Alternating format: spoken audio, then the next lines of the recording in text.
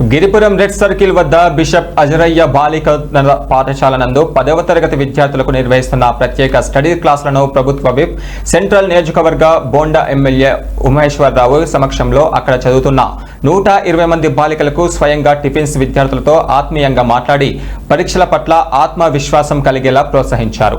ఈ సందర్భంగా బోండా ఉమేశ్వరరావు మాట్లాడారు. 10th క్లాస్ పబ్లిక్ పరీక్షలను దృష్టిలో పెట్టుకొని గవర్నమెంట్ మరియు ఎయిడెడ్ స్కూళ్లలో చదువుతున్న మా పిల్లలను కార్పొరేట్ స్కూల్స్ కు ఏమాత్రం తీసుకోకుండా అన్ని విధాలుగా సిద్ధం చేస్తున్నామని ఆయన తెలిపారు.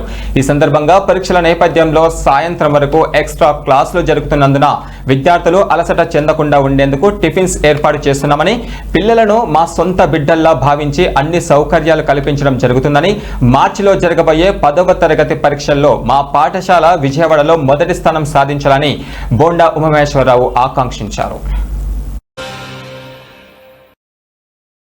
మా టీచర్స్ అందరూ కూడా ఎక్స్ట్రా టైం వాళ్ళ కోసం స్పెండ్ చేసి వాళ్ళందరినీ కూడా వాళ్ళ డౌట్స్ క్లియర్ చేసి వాళ్ళని అన్ని రకాలుగా కూడా ప్రిపేర్ చేస్తూ ఉన్నాం.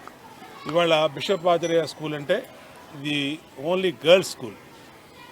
చాలా ప్రసిద్ధమైనటువంటి పాత స్కూలు 100 సంవత్సరాలు నిండిపోతూ ఉన్నాయి ఇంకో 2 సంవత్సరాల్లో. ఇటువంటి తరుణంలో లాస్ట్ ఇయర్ కూడా ఈ స్కూల్లో రిజల్ట్స్ 90% పైన వచ్చినాయి. హైయెస్ట్ మార్క్స్ గర్ల్స్ అంటే poorest of the poor people girls అందరూ కూడా ఇక్కడ చదువుతూ ఉన్నారు.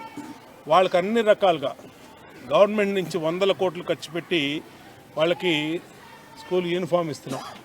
Text books, note books, shoes, belt అన్నీ కూడా వాళ్ళకి అందజేస్తూ ఉన్నాం. ఈసారి బడ్జెట్లో కూడా 13,000 కోట్లు కేవలం వాళ్ళకి పెట్టాం.